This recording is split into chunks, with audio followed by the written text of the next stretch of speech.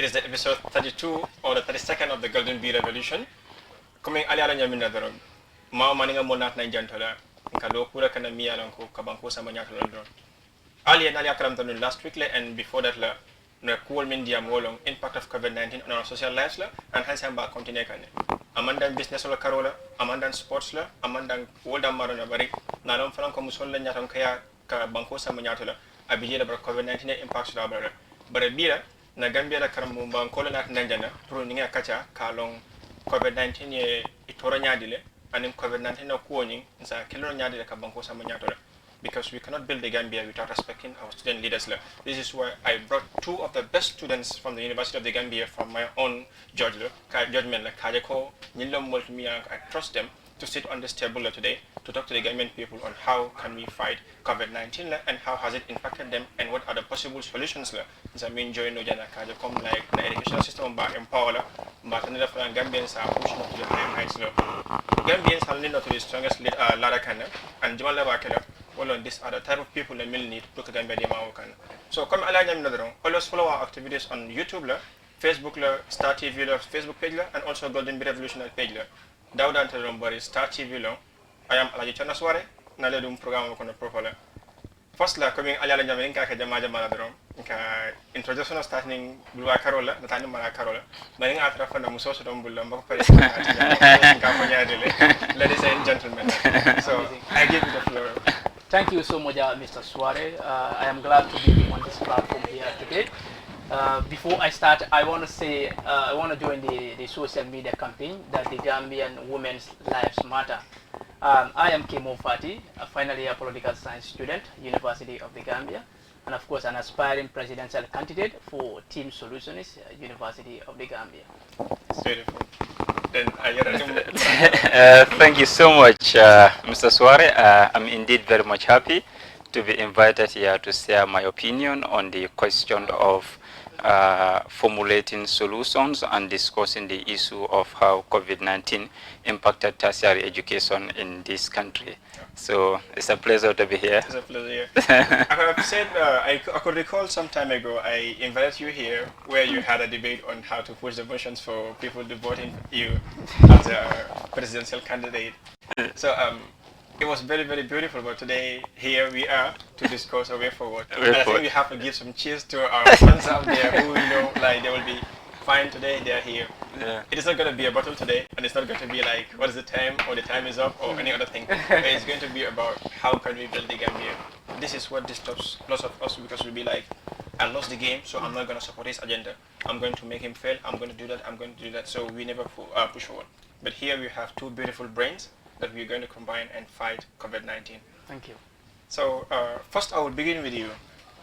I know there are so many myths related to COVID-19, and people will be like, I think I'm very happy that I'm not going to school, I'm going to stay at home, and like, and some will be like, look, I think the online courses at the university is just, wow, I think I appreciate it, and the like. But all this happened because of COVID-19, and I cannot say much without you going into this. How has it impacted education in your opinion? Thank you so much, Mr. Suwareh. That is indeed a very, very beautiful question.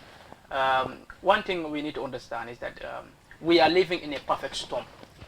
COVID-19 has exacerbated to a very potential threat, a threat that has triggered perpetual fears in the minds of people, particularly in the social sectors and our educational institutions.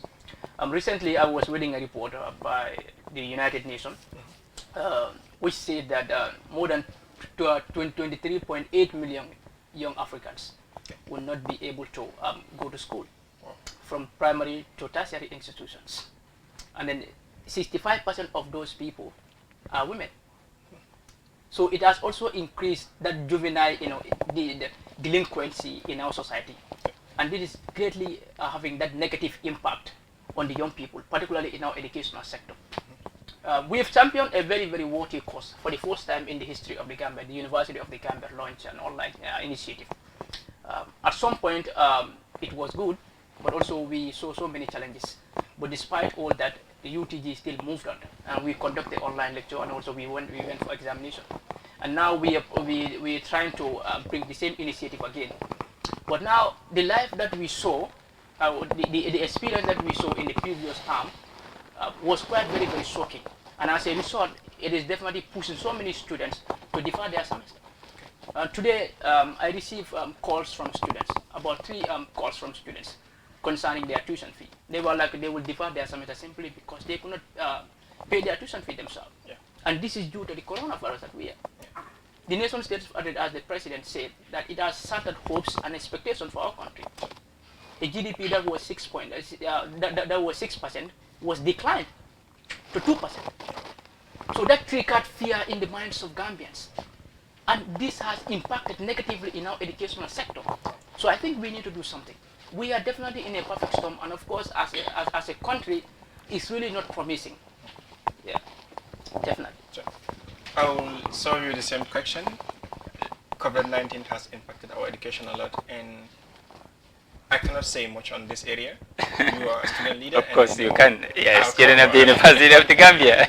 I'm in love with 2 of your brains. So I will be like, wow, the Gambia is having you people. Like, I think the Gambia is really blessed having you people. Just as it is blessed having you too. Remember, you are also a student at the university. I'm just a vehicle driving to their destination. And you must have been aware of some of the impacts that it had on students of the University of the Gambia in the past semester. I think if there is any sector apart from the business sector that has been devastated by the impact of COVID-19 is the education sector. Of course, it is commendable to acknowledge that the University of the Gambia, unlike other tertiary institutions, did not start on her laurels to say because of the COVID emergency we cannot continue offering lectures at the university. They adopted to the conduct of online lecture, and I think that is commendable for the first time in the history of the University of the Gambia. As it is quite often said, that moment was a trial moment for the University of the Gambia, and it was as a result of that it was characterized with many problems. It was characterized with many effects that negatively impacted the effectiveness of the online lecture program itself. But it is highly appreciated that it was conducted because students had the opportunity to continue with their lecture and to continue with their semester. So at this point in time, I think what we have to do as a country and as a government is to make sure we look at the evaluation report that was made by the University of the Gambia about the effectiveness of the online lectures. In that evaluation report, it had highlighted some of the negative impacts that the online lecture had on students of the University of the Gambia, ranging from inadequate data, ranging from internet connectivity, ranging from having the required devices that are to ensure that students are able to effectively participate in the online lecture program, and all other related matters. All those things are enshrined in the evaluation report. This evaluation report requires the support and participation of the Ministry of Higher Education, Research, Science and Technology and the government of the Gambia. Of course, very recently we've had the government of the Gambia announce some amount of millions of dollars to be invested in the education sector as a way of relief package to support the education system. In my view, I think this must be waived on a scale that is going to ensure vulnerable and poor students at the University of the Gambia are given a relief package as to their tuition fee. He was very right when he said that a number of students said that they want to defer their semester. It's very true. It is very true. You told me before this show that if it is going to be online, you're going to defer your semester. And people want to defer their semester for 2 reasons. Number one is because they fear that the online lecture online would not be effective. It will not be effective, and they are not only at the university to acquire good grades or to just graduate. They want to acquire knowledge, and in order for them to acquire knowledge, they need an environment that supports interactive learning process. The second reason why many students will defer their semester is because of financial issues. We understand that the COVID emergency impacted every aspect of the human life: production, earning, employment of the people, the living standard of the people. Parents will be busy trying to provide provisions for their family men, food for their family men, And if they also want to do investment in education, if they are not from a strong background, it is going to negatively impact them. So as a result of that, there is an existential threat of many students of the University of the Gambia deferring their semester deferring their course for this semester. That is apparent, and it is going to happen. So we call on the government of the Gambia, we call on partners, collaborators to increase investment in university education, especially this year. Otherwise, we are going to have a large number of students who are going to defer their program. Sure, absolutely. I think you are very right. If people should go by the statistics collected on the impact or maybe the feedback given on this online program, I think it would have helped a lot, and I don't think the University of the Gambia would have chosen the online lectures again, because lots of the comments will be like, it's boring. Yeah, it's not boring. Connection on Montreal, And just you will be at home if your parent, one of the reasons will be like, if your parent is not too versed with the digital world, will be like, kabin someone mobile. So those things that exactly. Very, it's really disturbing. I guess it has something here. Yeah, and just to add on to that, I think one thing we are lacking as a country is that we could not conduct any social research. Wow. Regarding the way people are living in the society. Okay. Recently, I was watching a news on QTV when I saw one of the staff at GBOS complaining that they could not have an opportunity from the government to conduct a social research to interact with the community and see the way they are living amid this COVID-19. Sure. So it's like, as a country, we are still living in a limbo. Yeah. We do not consult people to see the way they are living in the communities. Absolutely. And some of these people are vulnerable people. They are definitely affected. And some of them could not even have a proper food, proper drinking water. They cannot even send their child to school. Sure. So I think we need to put all those plans. This is why on August 10th, if you could remember, I wrote an article which was published by Suwareh newspaper, making a clarion call for government to draw a national policy plan for the post-COVID-19. Because I thought that what Gambia do we want to see in the post-COVID-19? How do we engage our young people? How do we make sure that we avoid future shocks and disasters in the country? We haven't done any research on that. Sure. And it is quite very, very sad that we are moving as a country without knowing what really affecting our people in our community. Sure. So this is the reason why that triggered my intention to write that article, which was published by Suwareh, for the government to consult the national statistic agencies and departments to conduct a report social research to see the way people are living in the society, so that they can also voice out their concern. To link with political parties so that they can transmit or translate their national commitment into actionable plans that can help our country. Sure. This is the only way forward for Gambia, because economically we know we are poor. Yeah. To be honest with you, but we need to put down measures and mechanisms, that can help us to recover. So we will not go back again to that economic recession as we are experiencing as a country, because we need to prepare for the future. Sure, very well. So I think all those things are very, very lacking in the country. I wish the government could collaborate with potential institutions to conduct such social research so that we can know where we should move on as a country. Absolutely. I think you will agree with me that one thing we have in the Gambia here, we are very rich with theory. Yeah. Writing and keeping it, writing and keeping it. But when it comes to implement this that we wrote, it's not really happening. It's a problem. Yeah. We have an institute where it's called Bureau of Statistics. Yeah. We have a research team here. If you go to the Ministry of Higher Education and Research, Exactly. these are some of the things we expect them to be doing. Exactly. But something over here is like, You know, there is no fund for this project. It's really very sad. It's about being foresighted. It's about having the ability to prognosticate what is going to happen in post-COVID-19. Absolutely. It's about understanding what the people are currently experiencing amidst this pandemic. It's about understanding the pre-life of the people before the emergency of the COVID. And now that we are already in the COVID emergency, he's right. Survey wasn't conducted. A survey could have been an important tool or important facility that is going to raise the awareness of the government about how people are living in this trying moment. Of course, it is everywhere. People have been complaining. It's on every social media platform. People have been clamoring in their homes, offices, in the streets, everywhere, that the emergency that COVID brought on the life of the people is a threat, and therefore they need assistance. We have seen when the markets were closed, when the transportation systems were put under certain regulations that were not very much favorable. We've seen the taxi drivers on a strike. We've seen other people on a strike. They were all saying the regulations are too harsh, that we cannot live with this situation.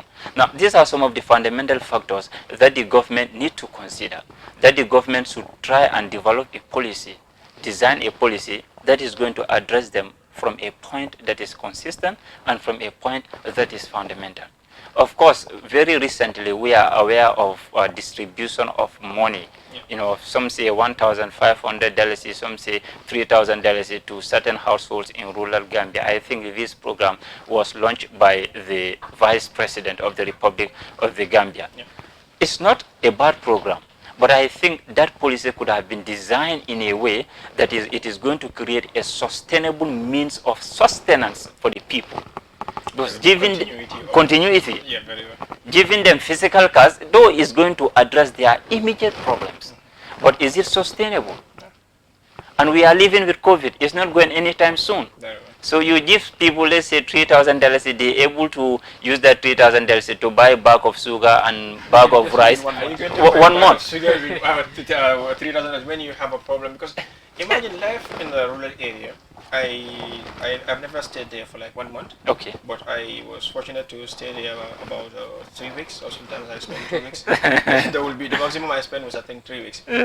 But the little time I spent there, I was able to foresee or maybe draw a conclusion on certain things, that $10,000 is given to a household, to a rural, someone living in a rural area, will not satisfy him. No. Yeah. Imagine It's not enough at all. Imagine in a compound where, because majority lives in an extended family. Sure. Okay, yeah.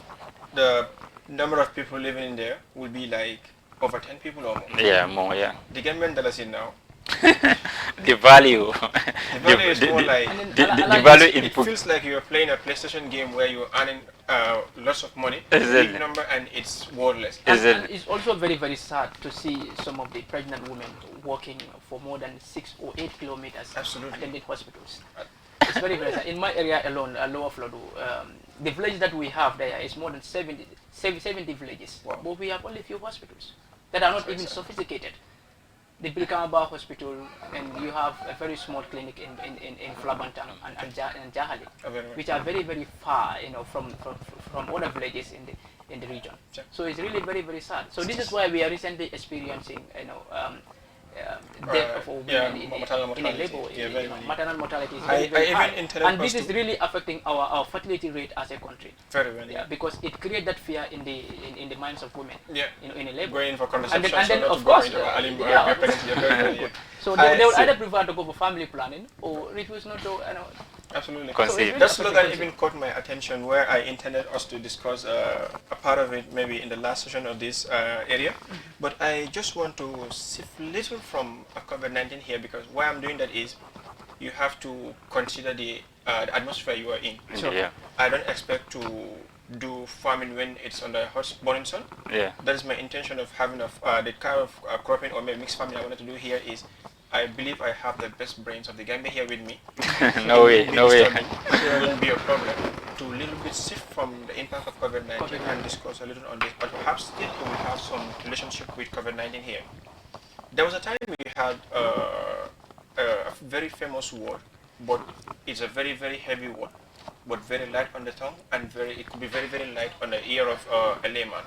That is, we need systematic change and not political changes. So, do you think if these systematic changes that we're talking about here, which will engulf behavioral change, you talk about other things that are taking responsibilities in building the nation, if this is considered, do you think we would have suffered the impact of COVID-19 that is affecting our nation at this moment? As an application, who wants to go in? No, okay. I think that's what we lack in the country. Okay. Of recent, during Jabez time, he always gives us that hope that Vision 2020, Vision 2016. We saw all that. Yeah.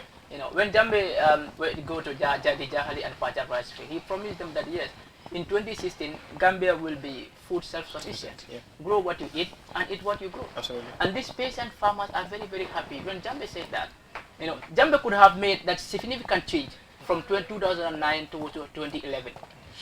But he disappointed the peasant farmers. And he also claimed to have his own share in the Jahale and Pachar rice field. Oh. That's where our hopes are shattered. Every Friday, women will leave their own marrow fields and go to Jambe's farm. Now, already there is a division. Fertilizer tractors are readily available for Jambe than the peasant farmers. So I think it was more like Jambe doing it for himself, but not for the peasant farmers. So and Gambia, he was food very sufficient. Very good. And the nation 20% of our GDP comes from where? Agriculture. Agriculture, yeah. But still now we could not have that mechanized agricultural system that will move our country forward. Sure, very well. Reports will tell you that if Nairobi alone was a country of its own, it would have been one of the best countries in Africa and the 14th richest countries in the world. Wow. But because of an uneven development that exists in the country, this is why the country, was not able to be one of those top countries in the world. Wow. You understand? Because there are some areas that are not developed. Businesses are all centers in the urban areas. Sure. Urban farming was not encouraged in the rural areas. Yeah. This is what is affecting us. Sure. So in the Gambia too, I think we lack that sense of understanding, in introducing urban farming. We cannot go without agriculture. Absolutely. We must empower people. And 80% of those working people that are working in the agricultural sectors are women. Yeah. You will not know until you go to Jahali and Pacha rice field or Jara and Nyamina. That's the time you will understand this. Sure. So I think we need to go back to agriculture. We need to make sure that we make a significant improvement on our agricultural sector. Yeah. And To mechanize farming. This will have addressed the government Very good. pumping Very good. 1,300 or is it The last 3,000 the last report that the president made about the Jahali and Pacha rice field, I was very, very surprised. Those peasant farmers currently are crying. Oh. They don't have tractors, neither power tillers. Oh. Even fertilizer is a problem. Fertilizer is cost $600. I hope the Minister Power of tillers, Agriculture very is good. listening. Yeah. The tractors alone will cost these peasant farmers more than $1,500. Wow. Imagine. So some of these peasant farmers will even prefer to give their marrow fields Yeah. to businessmen than using it because they cannot afford it. Absolutely. Financially, they cannot. So it's a problem. Using heavy And the government is showing a blind eye to that. And when the president comes to give such reports, I think he's definitely lacking something. I will give you some time, maybe in the final stage of the show, Of course. where I will give you a free will to talk to the government of the Gambia. I will. I will be glad. President directly. I've been doing it here. This is the team of my show all this while. I was born I and raised give in Pachar, so I know Absolutely. how I will give you the floor to communicate to the president directly I will sorry do and the that. Minister of Agriculture in this area, so we address it. That's all. And coming to you on the same lens. Subject here. Yeah, very well. Yeah. What is your take on that? Yeah, the fact is we have to learn to distinguish between regime change and system change. What we are seemingly experiencing in this country is that in the year 2016, when we came together as a nation, Yeah. having already accused a lot of things, bad governance, misgovernance, poor representation, and all other factors that we are retrogressing the growth of the country. We said that we needed system change and regime change. The regime changed, but now the question is the system change? System change is beyond the mere surface layer of the political atmosphere. It's about robust changes in institutions, how institutions operate to ensure that there is effective and efficient service delivery. It's about changes in the economic sector by coming up with vibrant policies that are going to regulate trade, that are going to regulate production, and that are going to regulate the internal economic affairs of the country, how employment is created, how tax is collected, okay, and whether there should be a variation in terms of tax and as in relation to production. So it also has to do with the education system. How do we ensure that we redesign our education system to respond to the cogent needs of the society, to respond to the eminent circumstances that we are facing as a people in the society? How do we ensure that we mechanize our agricultural system compared to subsistence agriculture? How do we use agriculture as the basis to aid production of this country? This would have aided the Jackal Pasha Project. Very well. And it's not bad when Jammeh came up with Vision 2016, you know, full self-sufficiency for the Gambia. That was a very good plan, and it was a very good initiative. And it is, in fact, very much apparent to acknowledge that if this country is to move forward, it must prioritize investment in agriculture, in Jahali Pacha. Today, if you go to most of the African countries, they are distinctly different from other countries by virtue of the type of resources that they have. Go to Kenya, they're making large investment in coffee. Go to Nigeria, is the oil that they have. Go to Equatorial Guinea, is the oil that they have. And that is what they are barely depending on. This country, we must also make use of what we have. That is the agriculture. And that is the River Gambia. In agriculture, we could announce a large-term program for investment in agriculture. How do we ensure that we partner and collaborate with countries that have had experience in production of crops, that have experience in production of rice? So we are able to create a system that is going to ensure sustainable and continuous production of rice. In the next 5 years, we are able to prognosticate that this country is not going to import rice from any part of the world. We are going to produce rice here, and we are going to be leading producers of rice in sub-Saharan Africa. When we deal with that problem, we look at the area of River Gambia. In the fishing industry, we have the European Union and other outside partners exploiting the River Gambia. No country must allow its most potential resources to be dominated by foreign investors or foreign partners. It does not happen like that. Absolutely. Sometimes it's good to be nationalistic. Sometimes it's good to be atavistic in protection and preservation of the resources of your country for their proper utilization for the interests of the people of your country. Those sectors must never be commercialized. Sure. And that is the view that I've always held. When it comes to agriculture, there must not be any privatization. When it comes to the River Gambia, it must not be privatized. Because these are the resources that we have as a country. These are the resources that we can utilize, and we can build on these resources to create the kind of economy that we envisage by the year 2025. Very well. And this is why we have series of announcements, series of declarations as to what type of vision we want to create in the next 5 years. Sure. When it comes to the area of the economy, look at the Gambian economy, for instance. It's dominated by outsiders. It's dominated by foreign personnel. Gambians are not into investment that much. We ask ourselves the fundamental question, what is the problem? Is it that they do not have the amount of money that is required to make investment in the country? Is it that the tax regime is not favorable? What is the problem actually? So these are some of the problems that we must find out. For instance, if you want to operate a media company of this nature, if you are a Gambian, the amount of tax that you should pay should be completely different from the amount of tax that an outsider should pay.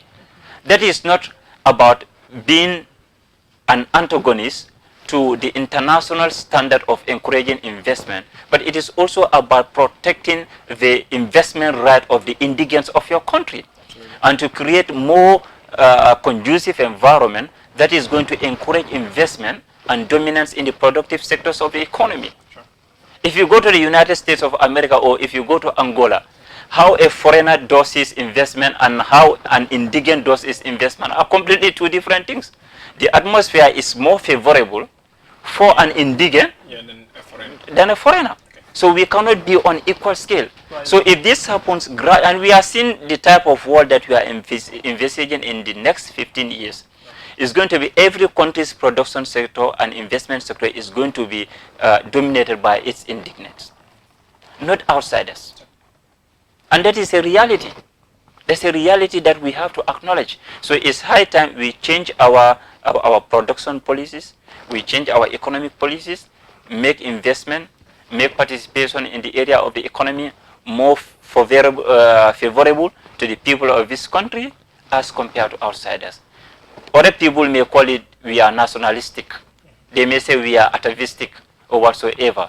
But if being nationalistic and atavistic is in the interest of the people of your country, then it is good. Absolutely. So I think I would like us to go for a short break, but before we go, the topic is impact of COVID-19 on our education. But like I said, if you plan to grow cassava and you find yourself in an environment where mixed cropping is the choice, we will sift and also discuss about many. COVID-19 is a topic, but we're still talking about how can we build the Gambia, still using the same lens, but we have to go into mixed cropping here, wherein we might discuss so many things. It's sometimes good to break the rules by changing the topic into something that will be progressive. Because I don't know how soon I will bring them. They're the best in the Gambia here, very beautiful brain. I cannot just let them go without tapping from the beautiful side of their brain to share with me and to share with you there. So please don't stay far away from your TV or your phone or wherever you're watching us. Join us shortly after this commercial break. Thank you.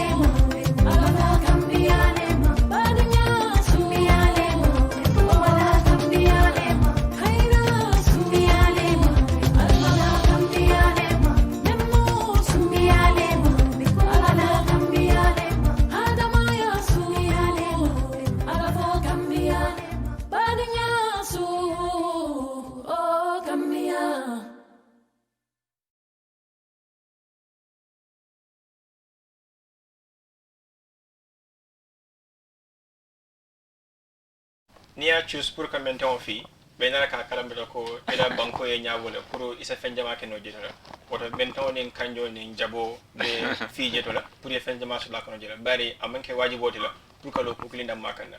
The internet topic is impact of COVID-19 in our social life la wala ka kam daf la yara fam ni mo wasiri nyo mi yalon ko ay londo basoto ada konko kat londo mi yalon ko niftara bunda la akonko yayele. Okanadarom, we will still continue with the show. Comment Alagie is episode 32 of Golden Bee Revolution. Ba kachala jantolo le kaje ko magambe de dala bayri ni non tablo to miya lon ko hanin jimi wala mila londoti la binata nan janne yamol karande ka jomi nyamina pour na gambe de da gambel de da man nanam pour yake moto miya lon ko e ka kilo ken murubala wala ka kato kilo ko Messi o Cristiano Ronaldo wala ka basket tele ko makki jodan na but ila kenya la pour ka gambe de sama nyaata la ba ken bayri ni min be yake e bi mu hadama de wala la an gambe no fa ya sam bozo pour ka ke Okanadarom mbasilo ele kan sayna bari na kachaka ta min flow what are some of the problems la and systematic changes nyanda kan minke related to COVID-19 na aninka banko sa munyato la bar man tada na wala say maminke la say wala let us discuss about way forward la kaje ko how can we live with COVID-19 because if the world is preparing to live in a place kafamiye living with COVID-19 why not the Gambia also set such la milba bunda to ni wala make dal Golden Bee Revolution ba mo nyini la kinat na jantola we provided with the statistics of the damages COVID-19 and minke. We will look at a way out by solving it by bringing beautiful brains like them. We are not waiting for you. We are doing it because we are citizens and we care for our country. If you think you cannot do it, Gambian people will do it, and we will do it. We will put the Gambia on the strongest ladder to celebrate like the countries more communities celebrate outside. The time is now. We are not going to wait for anybody. Join us on the race to get the victory for the Gambia. Or you stay home, we have people that will work. With that, I will start with you, my brother. We've pinned out so many effects of the COVID-19, especially on the negative side.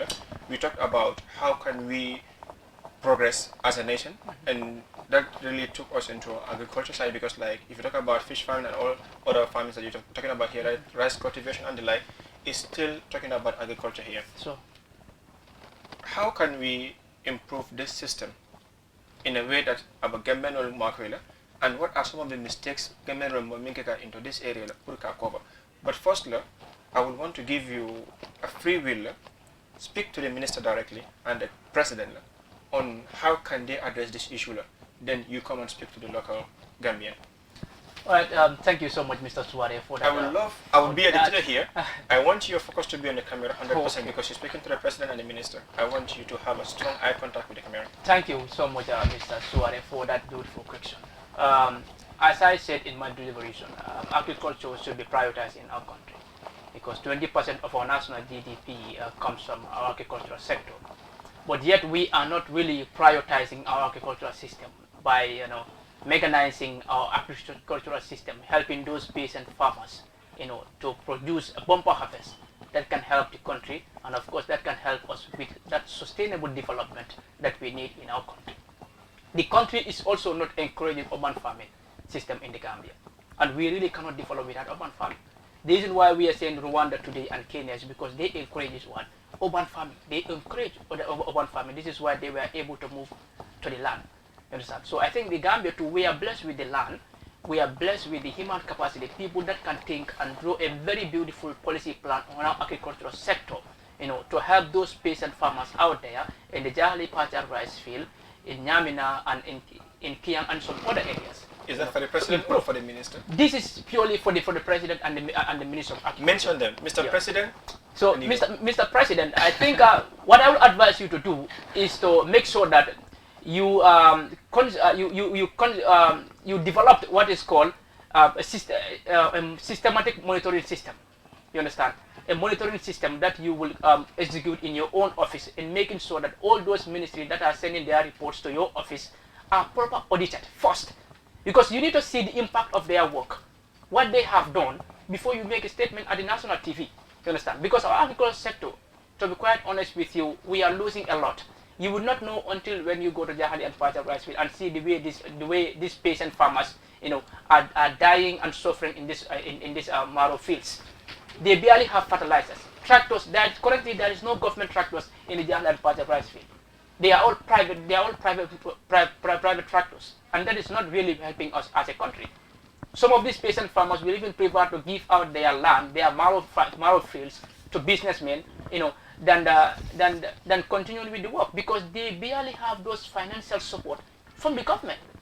You understand? And I think that microfinance that you said will definitely go a long way in helping these peasant farmers. But how do you make sure that you distribute this money to these peasant farmers? What are some of the mechanized systems that the president is undertaking and the Ministry of Agriculture in making sure that we build that mechanized agricultural system that will help our peasant farmers out there? We need to make sure that we prioritize our agricultural system, for we cannot grow as a country without our agriculture. Gambia today depends on remittance, simply because we could not acquire what we have in the country. 99% of Gambians are still dependent on remittance, and we have we have a fertile land in our country that we can use to tap those resources, to benefit, to grow what we eat and eat what we grow, to improve on our urban farming sectors, by partnering with institutions and departments that will help us to grow our agricultural sector. So we really cannot go without agriculture. And I think the National Assembly too also have a role to play. They are the independent oversight institution that can help, the government, to detect, the work of all those ministries. And what I would suggest here is that before the president made a State of Nation address, the reports should be available to the National Assembly members 1 month before the president comes to the National Assembly, so that will give them that time to monitor, to properly monitor and execute their functions very, very well. Regarding to some of those reports that the president will be giving, will be delivering at the National Assembly level. This is going to ensure accountability and transparency, so that before the president comes back again to the National Assembly, these people will be familiar with the report that the president said. 1 month before the president, prior to the president's State of Nations address, those reports should be available to the National Assembly members to see what the president will say, so that we can see that contentious debate between the president and the National Assembly members, so that they can constitute a committee that will monitor the progress and the development of all those ministries in the country. But without that, the president and the National Assembly members will still be left in a limbo, because they will not see any work that has been done by the ministries. The president's state of address for me was very, very appalling and very, very shocking to some point, and it shattered hopes and aspirations and expectations for our country. And it shows us that as a country, we are currently not moving anywhere. We are not going, and this is not, it's not helping the generation yet unborn. What future are we preparing for our young people? So let's empower our women out there. We are losing our mothers. We are losing our sisters out there, and they are dying every day. So it's really very, very sad. So I think the government needs to do something. They barely even have clean water, access to clean water in those areas, talk less of sending their kids to school. And they go to rice fields every day. So I think we need to do something. And the president, if you are listening to me, please, I want you to collaborate with statistics department and agencies to conduct a national survey to see how Gambians are living, in this COVID-19, and what Gambia do we want to see, particularly young people, in the post-COVID-19. Because the African Development Bank reported that in 2015, more than 480 young people are in Africa, and this is expected to redouble by 2025. So I don't know what we are really preparing for our young people. Unemployment is high. Juvenile delinquency is also high, and so many issues amid this COVID-19. So I think we need to make sure that we build that societal resilience by helping those patient people too and vulnerable. I was told by my grandma, someone who is very sharp with a very beautiful brain, if you give him the flow, he will discuss everything. But I deliberately cut you because I'm scared if I allow you to flow, even 5 hours wouldn't allow us to complete all these problems you are highlighting. These are very, very important. But just because of our worst enemy in the world, which is time, that's why I just rushed in to cut you. Sure. But I will be working with you people 100%. I will bring you in, I will bring you in, I will bring you in, no matter what it will take. If anyone wants to blame me, blame me. I will always bring the beautiful mind people here, beautiful brain, I will call them. I have caught from Idi Amin, who will say, the guy with a bigger brain. Be it language, people will attack me or whatever it is, but these are the people who are with a bigger brain. No. Let me hear your version here. When you were giving your comments here, we are focused more on disaster management side. and I found out like you talked about the money which is given to rural Gambia people, how it was distributed was not you. It feels like you are not happy with it. Yeah. I would say, and I also learned that you were also delivering on giving statistics or maybe points that are very important, and you got your reference from other African countries that are developing. This will give me the chance to talk to the Minister of Disaster Management is under which board here? I will call it. It must be on the environment. Yeah, it's under the Vice President's office. Yeah. The Minister of Disaster Management here. I will allow you to talk to them, their DG, and also I will give you a chance to talk to the Minister of Labor, Infrastructure, and what is the other part? They shame on me here. Is it economics too? Exactly, very. Yeah. I will want you to talk to them directly, and finally to the President. How do you think we can build the Gambia and live in a condition where even if Corona bolus would come in, the Gambia will never suffer? The first thing that I would want to say is, amidst this crisis, we need to have a long-term plan. And the long-term plan is to be embedded in a 5-year program scheme. And this scheme is going to be a diverse scheme that is going to address fundamental sectors of our economy, of the labor industry, of agriculture. You're addressing the President, or who are you addressing? I'm trying to mention them. Mention them so that they know you're talking to them. Okay, to first address the Minister of Agriculture. I think it is high time if any minister in the Gambia can make a significant change to boost production that is going to allow this country to stand on a sound footing in the area of export and in the area of trade, is to encourage investment in agriculture, is to mechanize that industry, is to ensure that the poor farmers are given the adequate equipment that is desired, is to ensure that they are given all that which is required to ensure that we are able to create an agricultural system that is not reminiscent of 15th century agriculture, but 20th century agriculture that provides production, that provides important products that are going to make sure trade is boosted not only within the country but outside.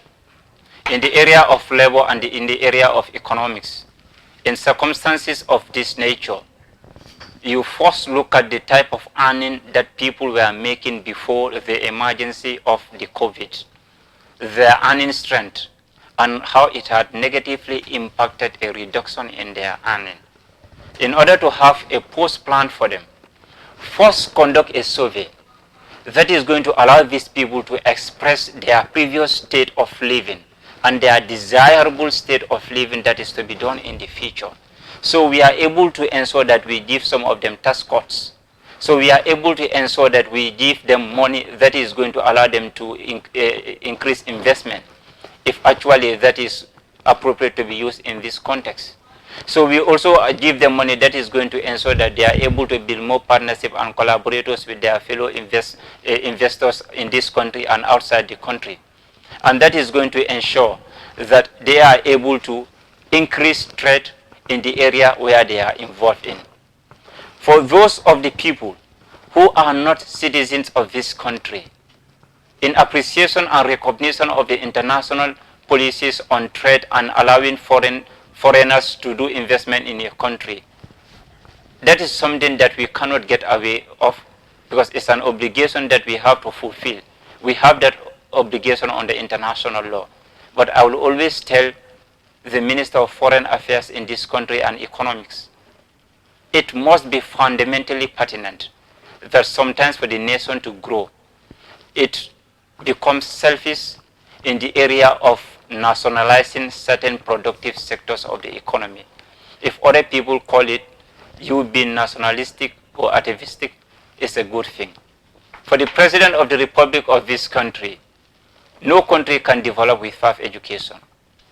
It constitutes a fundamental aspect of boosting trade, a fundamental aspect that is going to encourage investment, a fundamental aspect that is going to encourage production, and that is going to equip the young men and women of this country with the requisite skills and the knowledge that is required to develop very good policies, design policies, and draw a very good implementation scheme that is going to be both pragmatic and systematic to ensure that policies are executed in the direction that is abstractly sought as enshrined in the document. Increase investment in university education. Provide tuition fee relief for students of the University of the Gambia. The scholarship that is given to the students of the University of the Gambia is highly appreciated, but it must be increased so that it is able to meet the demands of the number of students that are graduating every year. Right now, if you go to the University of the Gambia, it may not be bad that we are not in physical campus, because if we are in physical campus, perhaps some students will be running for seats. Some students will be running from one class to another. Some students will be going to faculty offices because the classes where they should register are already full. That is not highly appreciated in an environment where you want to promote university education. These are fundamentals that are required in order to create a country that we all desire as people of this nation.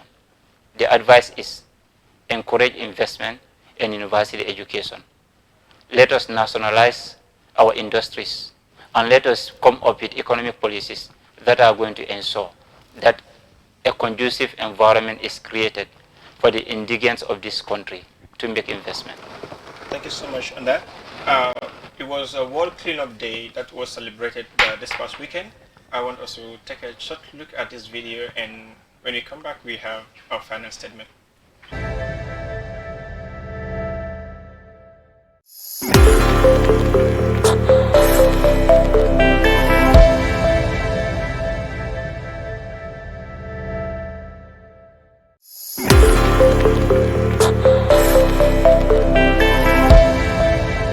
Thank you so much. I hope this was a very, very effective work from the Help Gambia and Ocean Heroes of the Gambia, where they conducted such a very beautiful cleansing exercise. Amazing.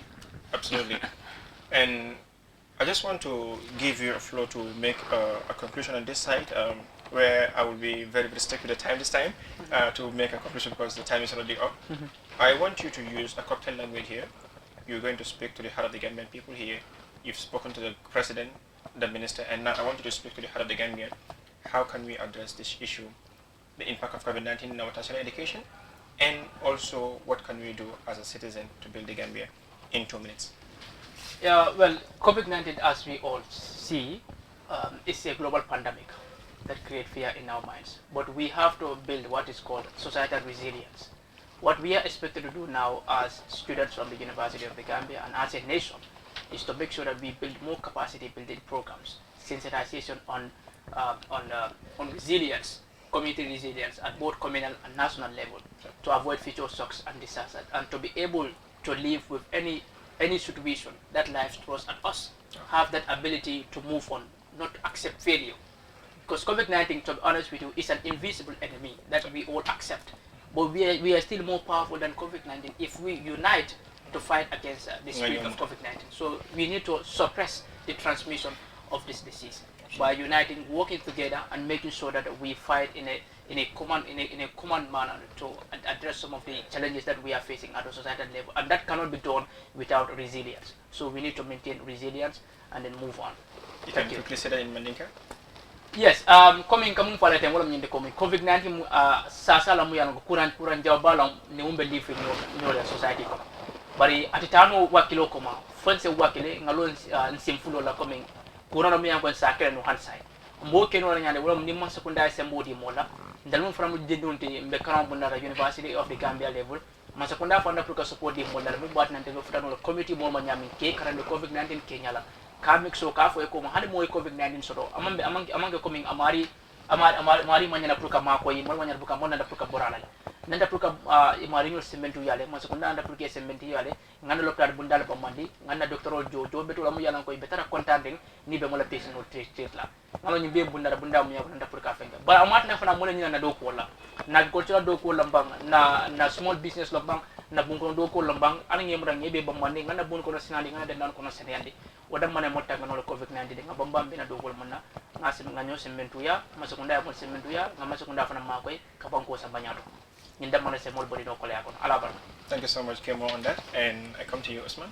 Yeah, mbadumolo mbal tentula mbal jera alla la moy kurni mala animal fan ba jibero cekan nyim banko kono jang kata fo banko bandala bawo aliyalo nyamen nyin ika kurame ko corona kurame alon ko kuran jawbalen oto wakamala masakunda be kare ko cekane kaje ko ninyin kuran be sabati la nyofe nyaadi de because nyimu kuran na de alon ko amantara takan oto abol kono akumayata masakunda ilwal melnati ko pour mol kare bulol ko bada ni be findila ye buloko ni bita official to ibita ka fokon ye buloko akumayata fana mol ya suter ke ko ka face mask so dum wala nyindi ni bita ka fokon abita tala ka ko yake no to bada o fana mu kulati me alon ko abatina no nsanyin kuram nsa tarano nyame bawo nyin kuram manta fulo nabi nyokan jana oto ni la fa fana kuram fana aka sawu nyame ay tala oto masakunda elwal mel landije mbol wanyina bus bunyala amen ko komin jihadole modo kamera masakunda elwal nyimu jihadol de ka foko sayam fam mo nyande nyi face mask so bondira bul ko yatara hani nin kuram manta banko kan la fa men na banko la fanko bunda ata yelono hani agriculture do ko men ka fana sama seno bunda ata kenola andon ku jama bije e beba tardere ko mala oto pour ni nyin courant e sabati nyokanja ayatara masakunda be kata ko te kan ka boro nyini bantala ka jibe ko abeke kan nyamen fomba abondino la sante na bang an fana ya kata ngana kata ko ke men nyanta kala ngoke inshallah nga demaro tunkuma satallala be duwala fa ni ala sunda courant nyin abitale asatara natara butung mbese murun na balo ko nyumaro masakunda fana nyanta menkala isoke bajelo ko moma yalon ko mo gambe dimolati ye balo ko nyumma soto mi yalon ko wala sahyata la barka baka ndeto Usman Jasila at University of the Gambia. Barka baka, that's Usman. Comme alkali ala nyaminna the Gambia University alkata election la ala candidate fele mi yalon ko I am confident university education and university system of this year is not going to be a loose game. Any one of them will win. I am highly confident the university will be in a great shape. This is a very, very beautiful time. Is sita nyokanja ya londo samba nyokana ka asamba nyatola. Odo altelen from university tola. Ali jube kweba siri nyoka containing kalon la fanyo kanya mina. Alfana la fanyo kana na asamba nyatola. I wish I'm seeing this kind of seats with the presidential candidates the presidents on all other political parties ika sinyo kana ka idea fe nyokana kadada. But Golden Bee Revolution by Jibere Lefonso Falan consider Nova, when we'll bring the political candidates ke sindi near Katanyo Kanjana Kadeko, political mandana Kelola, political mandana Yobendola, Amanda Nyotiala, but Casino can Casamaniatola, by Ning Contano Keta, and Atanan Kabomina Karuda Mawantatala, Mimbeba Sorokola Fengajo. Okanadaro, Moscow Phantom Bulla, Bobatakan Kardum, but Manyan Kabara Kardum, and Sajalo no Kalandi, but Amanyan Kanado Kotarendimula. Ibo dawda la Moscow City numbala itede do ko le do ko ka gamme sam nyatola bari ay milla mo kili wuli kili on fati lo kono wherein in some western countries that you have about 1,000 deaths or more than that still they are growing in the economy ta kan nyatola. So with that, why was the Gambians mantra chance ta kam pour kadada get up from your house, get off your bed, ita silo kanna e do ko min he do ko ke jela na gamme sam nyatola dinol manta do kula ni aliens manta do kula wala manta do kele badata le gambe dingol ana responsibility nan agriculture karodeda nana ban protect nana do ko miya ka gambe sama nyaata bari milya ka banko do kan banko dingol lo gambe banko dingol famba kay no anna wandi ya do ko bula nam fon ya do ko santal with that la mbar dana jantola ala ka fon kan next week Tuesday la bar falan komi ala nyam nadro Golden Bee Revolution na silo soro pour kana gana la pour kana humanitarian award kataka atende do min kata ko tele programme men ka jantola yang jibe ko mu bundal te miyalan ko makaro ka kan harma do nyantola karola pour kata akaje do bari akuwa tani mo koleren because mon sponsorship so no pour kata to ina jele ni mo mon la fa pour ka Golden Bee Revolution mako pour ka ticket o san wala la fa ka demanding ka fujele bari mo ka fon ta ka mol bulla pour ka ticket o san isa telephone number call me mo 7013492 pour ka akina tani natina ka odo nyin so to manta ka so kana tina mo matina la ko manta do ko kala bari aban sawarin la odo alen kan o jamfandi ko bal kan o jamfandi kan jamena na gambe do ko gambe la nyina mo gambe la first time la kayina nation si faso do odo anna nyom ma ko na nanjeto la ni Golden Bee Revolution ma ko ye fon la ma ko jela. So let's empower with voice la, we will never be tired. Going to Ghana or not la, the Golden Bee Revolution will continue its work la. So with that, bye bye, see you next week. Alam baraka.